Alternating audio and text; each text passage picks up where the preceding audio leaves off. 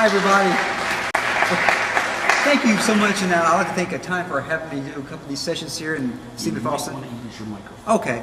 Can y'all hear me without the mic? No, you can't hear? Okay. Usually I talk to classes with 130 in them, so my voice is kind of quite strong. I'll talk with the mic, though. Thank you all for letting me come out and talk to you all today about YouTube and whatnot. And I know one thing kind of quick about this, actually, yeah, I'm sorry. I think I turned that down. I was going to turn it up. Oh, yeah. Here's still on. Hello? All right. Now you can hear me. Awesome. In 2005, in February, I was attending TMEA, and I was listening to a podcast, educational technology podcast, and someone had mentioned a new startup company called YouTube. At that time, I'd been putting videos onto Google Video. And so I checked it out, and I thought, oh, this is really good. It was actually faster to compress and put on the internet, and I started putting more and more videos on there. And to my happily surprise, people from literally around the country, around the world, started to watch the materials that I put on there. Everything from little short movies to educational materials and my songs. And I'm from a little town, I teach in a little town called Nacogdoches in East Texas. And population 30,000 range, and there it's difficult to get so many folks to hear you. But with this here, I'm able to have folks around the world listen to my music. I get feedback. I got feedback from Australia. Actually, a couple kids heard one of my songs, did a cover of it, and sent me the email from Australia. And you think about this, they had to go through there and pick out the song, pick out the chords, pick out the melody, and they recorded it. I was just blown away that these kids in Australia heard one of my songs and covered it, and they found it on YouTube. So let's kind of dive right into it. I don't have a lot of PowerPoints. I don't think you guys wanted to see me hit a bunch of PowerPoint stuff in here. So let's kind of just dive into this. I wish I had a headset so I can use. I'm not used to walking around with a microphone. I'll probably have to put it down for a little bit. Well, let's kind of go over a couple of basic things. First off, no matter what it is, if we're making music for YouTube, making music for ourselves, when I took composition lessons way back in the olden days, my teacher Dan Beatty told me that the first thing you need to do is pre-compositional thought. So before you start writing, you have to actually go through and figure out what you're going to do. If you're going to do a song, classical piece of music, doesn't matter. There's form and structure, and when I teach the electronic music classes, when I teach folks how to compose music, that's my cardinal rule is this: thou shalt not bore. Do not bore me with your music. That's basically it. I've heard a lot of whack beats, bad beats throughout my 12 years of doing this stuff, teaching at the university. So why is something boring? Well, it's because there's not form or structure to it. And that's really a big thing. So I came up with a technique of how to write songs and put it up there. And literally, I say an hour. I've done this before. I've written something and within 24 minutes or 20 minutes, I had it up there. And sadly today, I can't quite do it because I don't have internet. I caught some internet somewhere else. So before I actually go through and record, I want to show you a couple of various things that I was able to throw on YouTube. So there's my page there, and I'm sorry it's a little bit off-kiltered a little bit. But you can see there, when I sent that bio in, it was 300. Now I'm up to 600 videos on YouTube. And this year, I gave myself a challenge to put a different video every day on this year. So it should be another 365 videos. And some of them are really short. Some of them are, I do a variety of things on it. And to my surprise, I have 230 folks actually following me and subscribing on here, which I find just fascinating. I won't play. That's going to show little clips of things, and I'm not quite sure how loud this is. So let me make sure that can be a little bit louder. Well, I want to make sure that when I play something from YouTube, it's not too loud. Okay. This is me playing the recorder. All right. I put that up last night.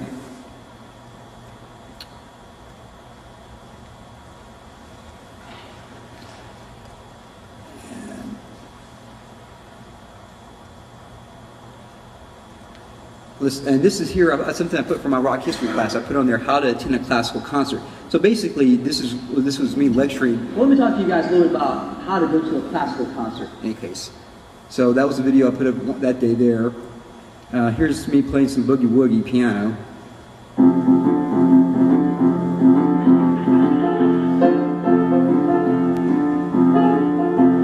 And let's go to something that's, there's some films there which, and here's an education video how to play O Shenandoah. So I teach you. I want to teach you how to play O Shenandoah. It's a traditional folk song, and interval. Anyways, so I go through there, and so there's a variety of things that you can do, and that's actually in my house. I have one little light, and I have a blanket behind me. That's my set, and nobody would know where I'm at with this. You can press it down and put it down, and there it is. So those are some things that you can possibly do with YouTube, and I am amazed how many folks actually watch my stuff.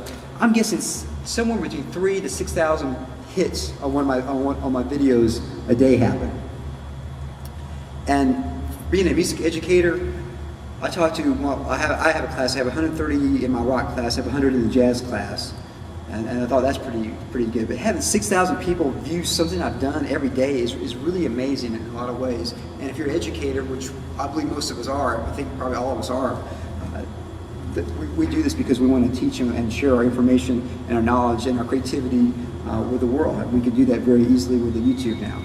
All right, so let's dive into what I do, and I'm just going to go and write a song here on the spot. So let me ask this. Listen. I kind of throw this out to the peanut gallery. What's some topics?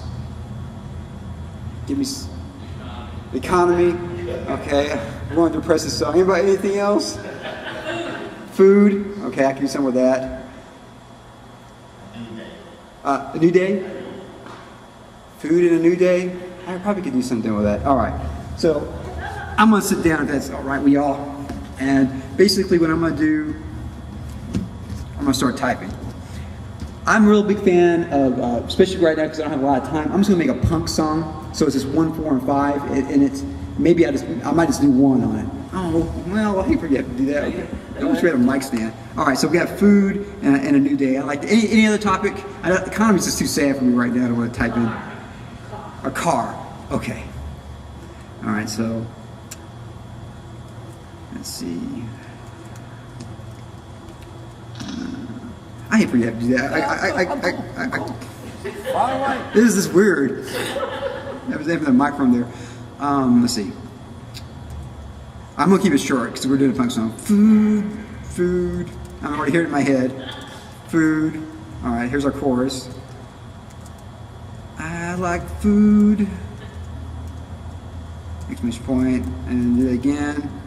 I teach the kids that if you want me to remember your song, make sure when you do the chorus, make sure it's nice and catchy, and I've done it a bunch of times. Food, and then what was the car? A nice day. What a great day. What a great day. All right, so that's the chorus there. So let's do these 2 verses. So here's a verse 1. So don't have any, because this is a punk song. Don't have money. That kind of goes with the economy. Nice day at need a new car. Don't have time. Not much time. How's that? Not much time. Don't have money. Can't go far. Go far. All right, and one more, just because we're going to do this one as a short one. Let's see. Well, have a nice day, car, food. I love. I'm from East Texas. I love catfish. I can dream about it. I love pizza. We'll put that in there for the kids. I'll go buy it.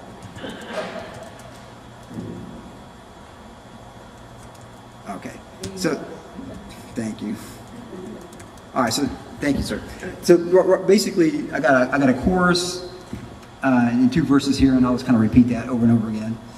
And so now what I usually do is I kind of sit down at the guitar, and I've been doing this for a long time, so it's not. It looks relatively easy, but I'm just if you know 1, 4, and 5, this is not too difficult to do. Got my little backpack guitar here. Can y'all hear me if I scream without the mic? All right. Yeah.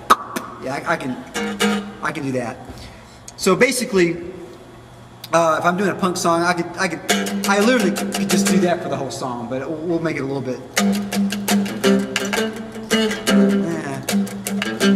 Okay, that sounds good. 1 to 4. Food, food, food. Let's see. Food, food, food. Yeah, it's good. Food, food, food. I like food. Food, food, food. What a great day. All right, so that's the chorus there. So what I usually do now is I just type in, to remind me what I'm doing, is I type the chord changes above that. And so basically I'm just making a quick lead sheet. And if I'm off a little bit, I know roughly what I'm doing. And just to make it easy today, I'm probably going to use the same chord changes for the verse as well. Let's see. Don't have money, need a new car, not much time, can't go far. I love catfish, I dream about it.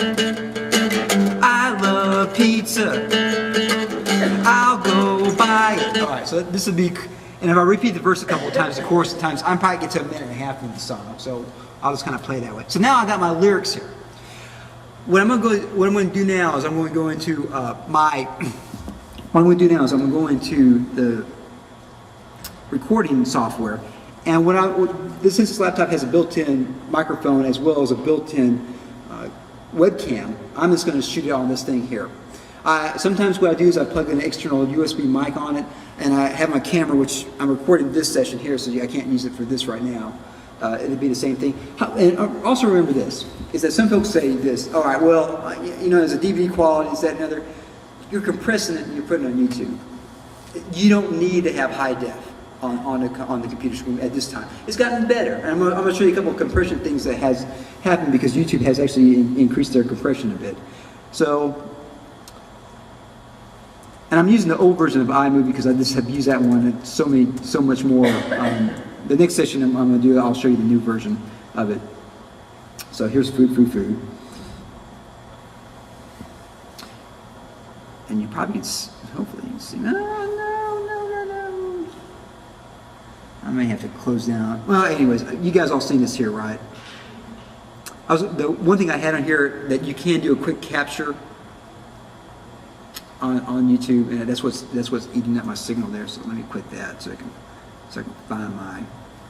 So save that. Yeah, straight to YouTube. All right, quit that part there. It's a great thing of technology when it works for you, and when it doesn't. It's usually this situation like this when I have a whole bunch of eyeballs on me. All right, so here we go.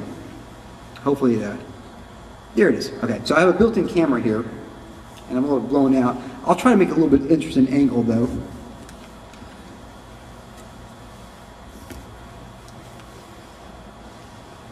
And I guess behind me, that'd be kind of cool. You can kind of see that too, see me in the background. I've never done that before, so. And because it's a punk song, let me put on my shades, look a little cooler. And I will throw this one on YouTube. I would do it right now, but I just don't have internet access here. But basically, here's the process of it. All right, so I have that there, and then I need to make sure my lyrics are up. Oh, now you can see that, and that's fine. And make my lyrics a little bit bigger, so we can all see what's going on.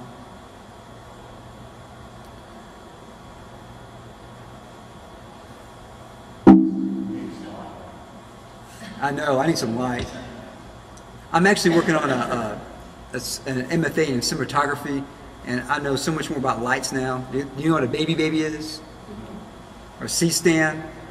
Well, if you go into cinematography, you do that.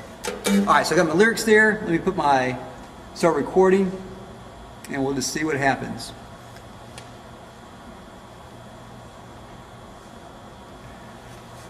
One, two, three, four.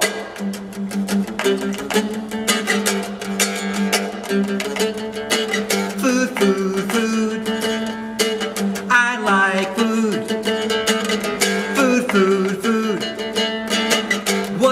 great day.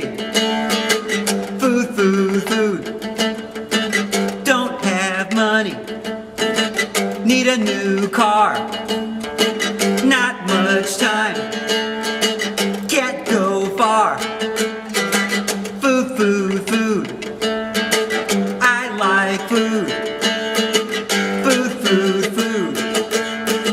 What a great day. I love catfish. I dream about it. I love pizza. I'll go and buy it. Food, food, food. I like food. Food, food, food. What a great day. Food, food, food. Food, food, food. Food, food, food. Food, food, food.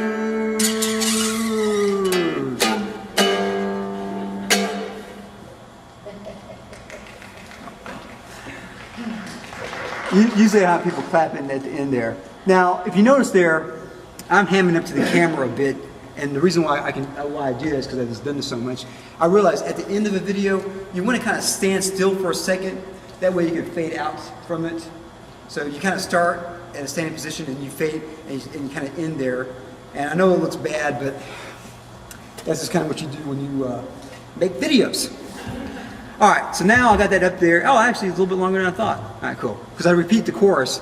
And again, when you make music, if you want to make something that someone actually remembers, you need to repeat, repeat, repeat. Compare and contrast is the thing that we constantly do in making music that we like, that we want to hear. And, you know, whether you like that song or not, what's the name of that song?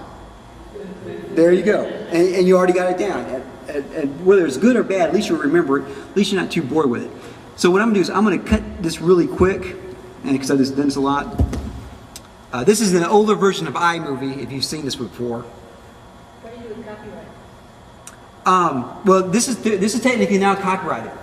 I mean, you guys shared a couple lyrics, but I'm just going to say it's me for right now. You can take take me to court, I guess you want to. All right, so. 1, 2, 3. All right, so, and I do that because I'm a big Ramones fan. I don't know if anybody's into the Ramones or not. That's kind of my homage to the Ramones when I shout out the numbers. So I looked there right before I move around. I should have stood still there, but oh well. So I'm going to cut that there, those 4 seconds there.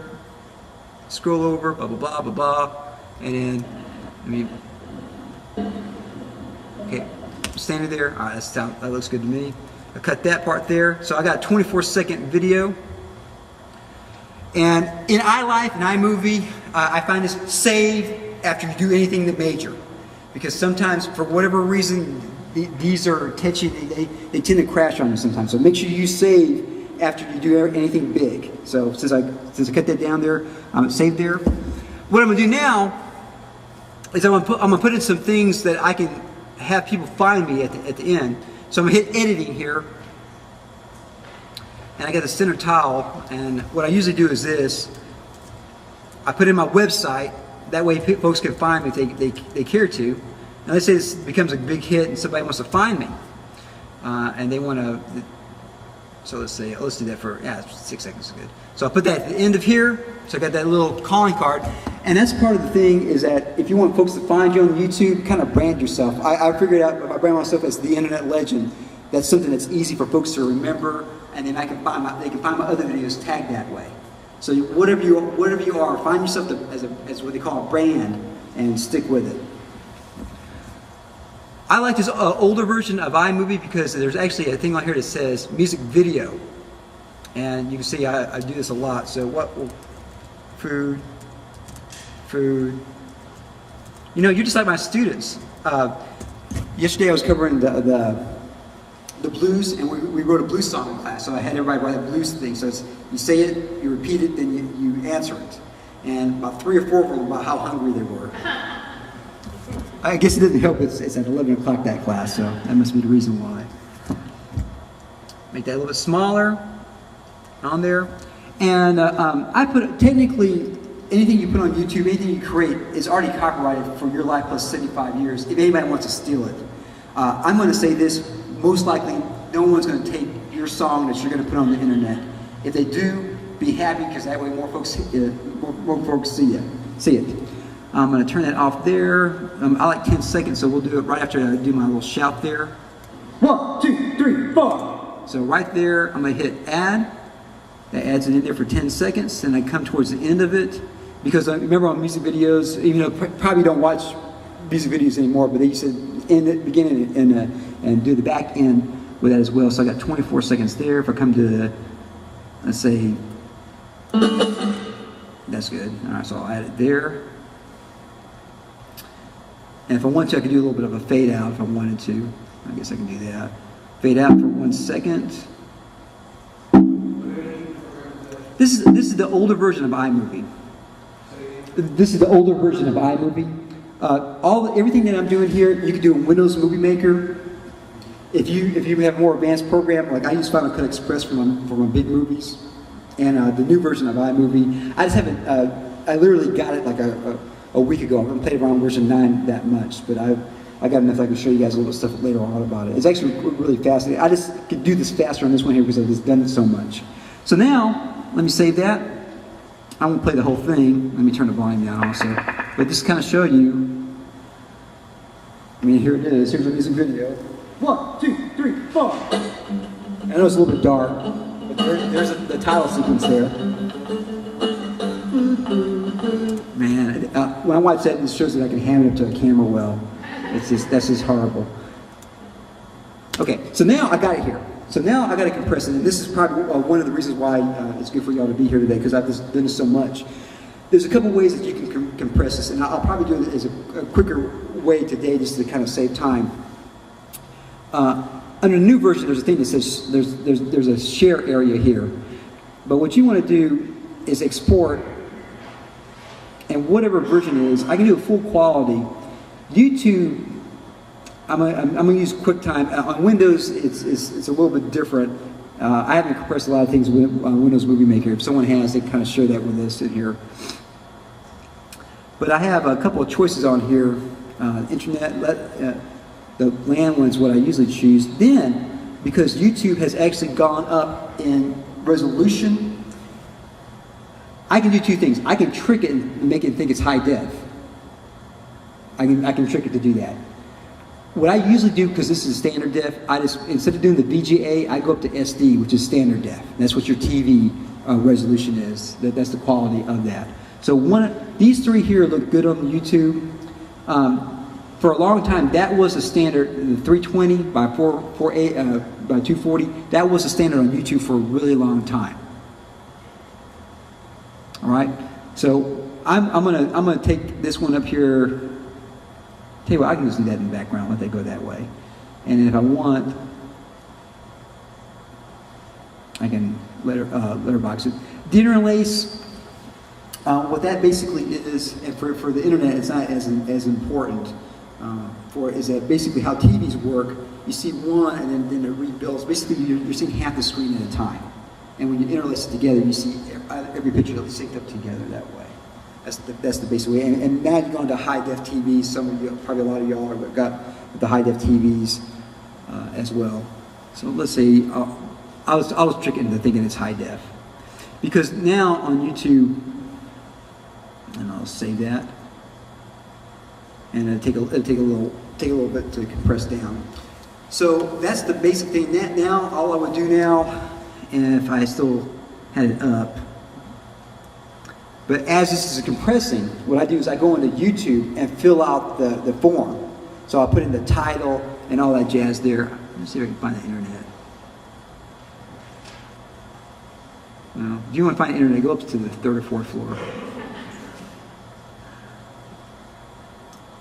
I have a cached version of it on the desktop, so you can kind of see what I would do.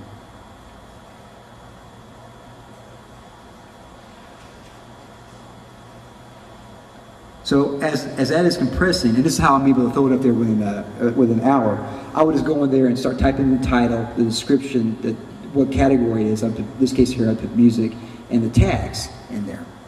And then after that gets done encoding, I'll just hit here, upload video, and bam, within, depending on how long it is, like something that's 2 minutes long, probably takes about 10-minute range to kind of get live on YouTube. When I first started using YouTube, it was like really quick, but happily, everybody has started using YouTube, so it takes a little bit longer.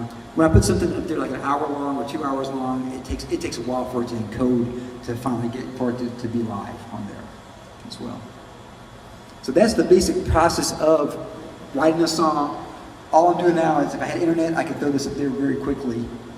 Let me open the floor up to some questions. I got a few more things to talk about, but is there anything about the process I've done so far that you have any questions about or comments about?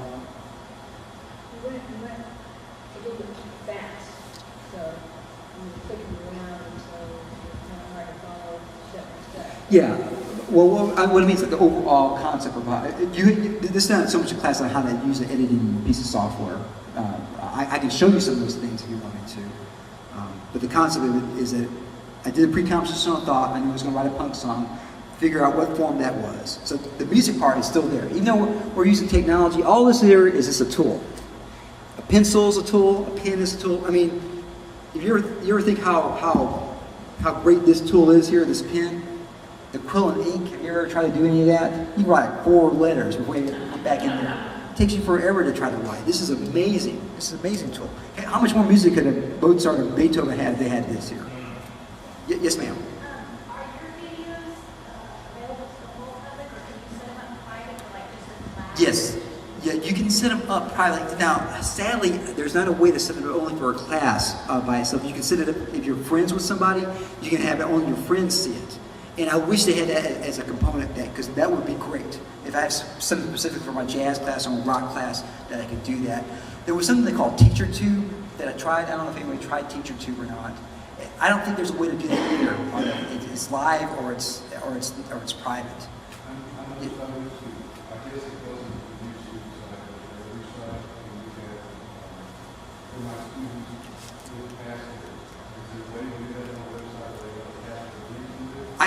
I can password to a page, but I can't password YouTube content. And if YouTube's listening, that might be something that some folks might be willing to pay for.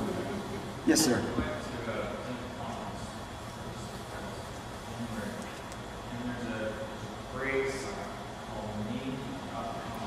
Yeah, name, yeah. Where you could set up videos, password protected students, only students. So Ning will do that for you? Very, very private. So Ning will do that. So you can put videos and put a password protect. All right, awesome. Thank you, sir. So Ning.com. I've seen Ning. I just haven't played around with it. It's very similar to a Facebook. Yeah. Spell that. Ning.com. I'm gonna have to play around with it because that would be great if you have something specifically for your class. Now for me, pretty much anything I'm going to talk about, I'm happy for the world to see. When I do guitar lessons, this, that, and other, I'm shocked that I did a lesson on how to palm mute, and 2,000-3,000 people saw that, and that's just great. I'm teaching somebody in I don't know wherever how to palm mute. Yes, sir.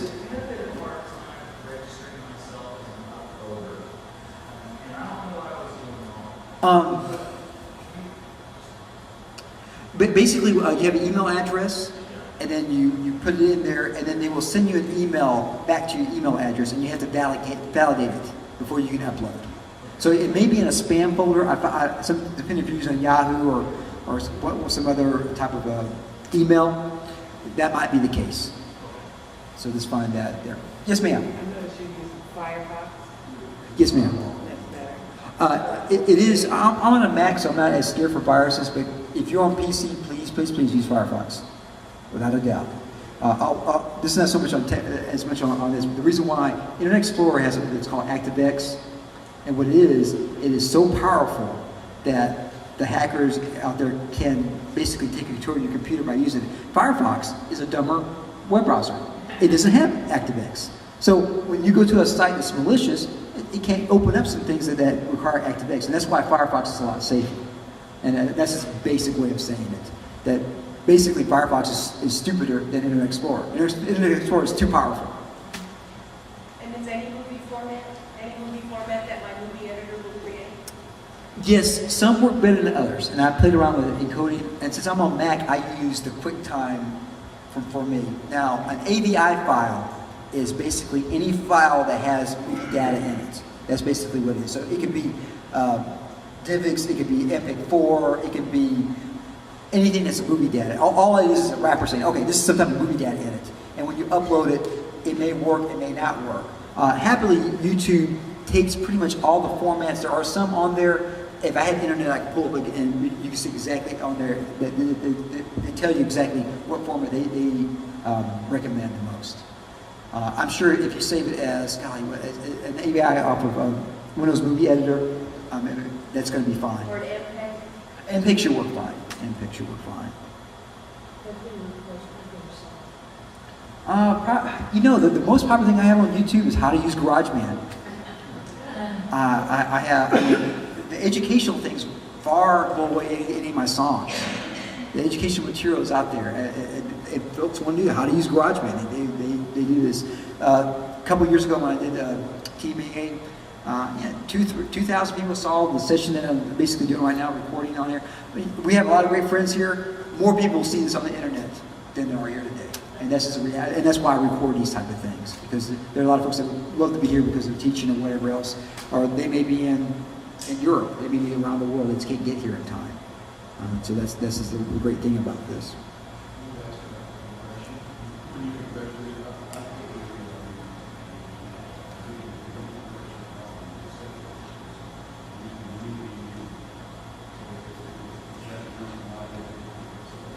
That could be, now, I've been with YouTube for a long time and I signed up for a director's account.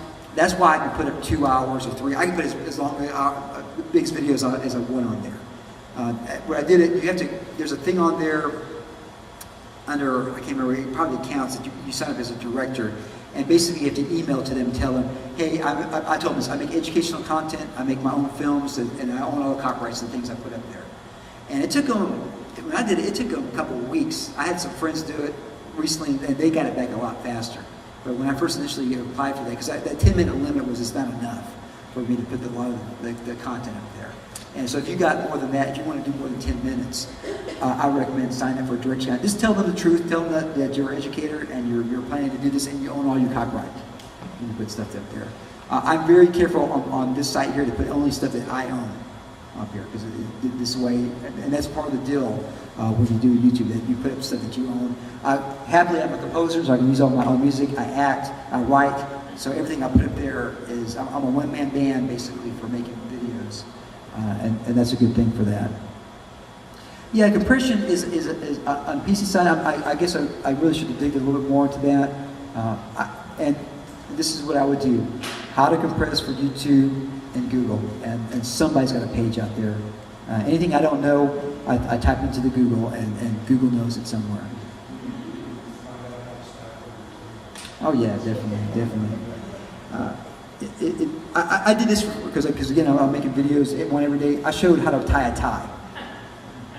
And I've had people watch that, how to tie a tie. I mean, it's just really fascinating in a lot of ways. All right, let's see if that is actually encoded by now. Okay, it's still encoded. Well, anyways, you don't need to see that part there for that there.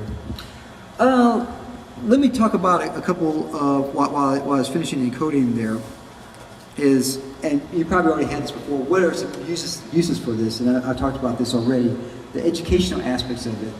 Let's say this: that if I wanted to, I could have recorded myself teaching, and because I have a director's account, and I could upload it on YouTube and email it to all my students, and they had to watch me if I wanted to. I could have done the same thing if you have.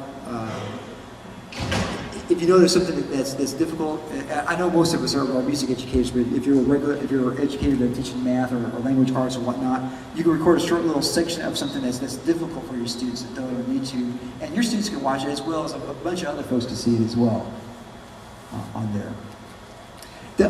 One other thing about this is that to be able to do this, as you can tell, I have a lot of energy and I have a lot of fun doing these type of things. And you have to be a sort of a person that does that. If you're not that way, I bet you could find somebody that is, that wants to get in front of the camera to do these type of things. So if you don't want to be the the mouthpiece. You can be the person who writes the stuff and have someone else be on the mouthpiece. There's plenty of posts out there to be a mouthpiece. Let me also talk about equipment as well. I'm just using a built-in webcam. Webcams have gotten so much better in the last 5 years. I remember when I first used the quick takes, and some of y'all old Apple folks know probably remember those. Horrible. A $30 webcam a day, and with enough light, you'll look fine. You look great on it. This little camera here that I'm recording with, now they're like $120 range. It has the FireWire connection. This takes, in my opinion, for the price. If you try to buy a high def camera, there's a lot of problems with high def cameras in the consumer price range. One thing is because it's such high resolution, it shakes like you can't believe. If you don't have sticks, that's what we call it in tripod. If you don't have sticks, it's going to shake, and it's almost going to make you very nauseous by watching it. It's like watching a Cloverfield or something like that. What's going on? Point there. And also, again, we're compressing for the internet. We're compressing this down anyways. Do I really need a high-def version of what I'm talking about for our students to understand? And so for $100, $150, you get a good standard def cam, and that's going to be fine. If you want, and pretty much all the new ones, if you want to do the widescreen, you can. It really doesn't matter. In some ways, the 4x3, the Academy one is actually better. You can see more stuff up close and having it spread apart. So I just recommend that. Which camera? This is just a little JVC. I have a bunch of cameras, but I love Sony's. If you can afford a Sony camera, I'm not paid by them, but I've had 3 or 4 Sony cameras that I've used. They're just the optics on them are really good. They work well with the Macs. They work well with the PC. They change all the time. Anything that you find in the big department stores or the computer stores, you'll be fine. I record videos off of this little Kodak camera here. I have a QuickTime. It records a QuickTime on my flash card, and a lot of times when I'm out without a camera, this is what I record with. I've done this before. I played one of the videos I have is played Mary Had a Little Lamb. I held it like this as I played it with both hands. I switched hands on it, cut it in iMovie, do it, and I think I had 1,000 people see that. How to play Mary Had a Little Lamb. And why? Because they want to learn how to play Mary Had a Little Lamb on the piano. And it doesn't matter the camera. It's the content people care about. People will watch a crummy resolution of something if it's content they care about. And because that's the quality of that. When I think about this, golly, 4 years since YouTube came out, and now everybody knows what YouTube is. And how many, I don't know how many videos, billions of videos that they have on YouTube. It's amazing. But also, there's a lot of junk out there. I know. I've made a lot of stuff that's junk too. But like you're talking about spackling. My dad learned how to saw down a tree by watching videos on YouTube. He never knew hell of saw. You don't go above your waist. I mean, normally I'm thinking, oh, I'm going to do that. No, you keep it below your waist. That way, you won't get hurt. So for us, as folks being in technology and music and education, and this is the problem I have. Text messaging, cell phones, Facebook, these are all things that keep our students from learning in ways that we learned. So either we work with that person, get off my lawn, kid, or you go out there and stand with them in the lawn. I will share this with you. Text messages is I tell students, please don't have your cell phones out during class. And it's like a visceral reaction to them. I'm not even upset with them because I understand they just want to see it. So I said, you know what, text message me. If you got a question, you can text message me. And one class, nobody text messaged me at all. And I thought, all I did was instead of yelling at them, I went there and stand in the lawn, and after a while they got tired and they walked off. And I thought that was just fascinating. I'll text message to find out where to go eat, but I'm not going to use it for educational purposes. Just amazing. Just amazing in so many ways. Well, any other thoughts or questions on how to do this, how to do the YouTube thing? Are there any other limits to know about than the 10-minute limit, unless I get the director's? No, 10 minutes, 10-minute limit. Happily, you can't put anything that's X-rated on YouTube. That comes down instantaneously, which is great for us. Now, there's still cuss words on there, and there's suggestive content on there as well. But if you basically, and one of the possible problems I can see, like let's say you tag something, and let's say you did a song about cheerleaders. Okay, well, they could be very tame, perhaps the videos come out, or they might not be tamed. So if you tag on there, and I wish I had the site still up there, you can see when I have like some certain tags like punk music or whatever, there's other things that are related to it that I have nothing to do about it because the tags are similar or have something in it. Could possibly be some suggested content there. So if you have this for your students, you may want to watch it, make sure that that particular video only has that in there. And you can go back and change the tags if you need to something else. And what are these channels? Do you have your own channel? Basically, it's youtube.com/Herbert Midgley, and it takes you to where all my videos are at. Yeah. That first one that was up there, that's basically the channel. Yes, ma'am. Is there any other promotion that you do? So you put it up. Is that it? Is that your last step? That's the rub. Now, happily, I made so many videos and I got into YouTube early enough that I'm tagged all over the place. So I've gotten some decent hits just by splitting things up. I use Facebook and MySpace to promote myself on things that I think are good or valid. I blog about it. I put it on my blog as well. And that's it. You can pay money to advertise your video. However, if you're not making any money, it's hard for me to want to go out and put advertising on something that I'm not going to make money off of anyways. Are there any commercial restrictions? I'm just on YouTube just a little bit. So, Yeah. Can you sell stuff? Can you? I think you can make, well, to my knowledge, you can make a video about anything as long as it's not obscene. And no. Yeah, I've seen videos on there for various equipment, for hardware, for guitars, reviews. One thing that's really neat is the boxing. Have you ever seen any of those, the unboxing videos? Where they buy something and they unbox it in front of your face. So this is the little USB cable you get. Here's the camera coming out. Here's the batteries that are in it. So you see exactly what's in it's called unboxing. And you basically go, okay, well, here's a new computer. Well, this is what comes in it. You know exactly. And there's reviews on everything. I did a review. I bought a Fender Strat from a pawn shop. It's a Mexican model. They call it a Mexican Fender Strat. And I did a review on it. I had 2,000 people watch my review on this guitar I bought from a pawn shop. Just fascinating in so many ways. Well, I'll be honest with you. I think that's about it, really. I guess I went too fast. If you guys need to get a hold of me, I'm not hard to find. Type Herbert Midgley into YouTube. Into YouTube or into Google. I'm at Stephen F. Austin State University if you want to find me. And if you have any other questions, I'll be here for a bit. If you want to come and talk to me, ask me about anything specifically. Yes, there are instructions on YouTube how to upload to YouTube as well. Please join me in thanking Herbert for accepting. Thank you all.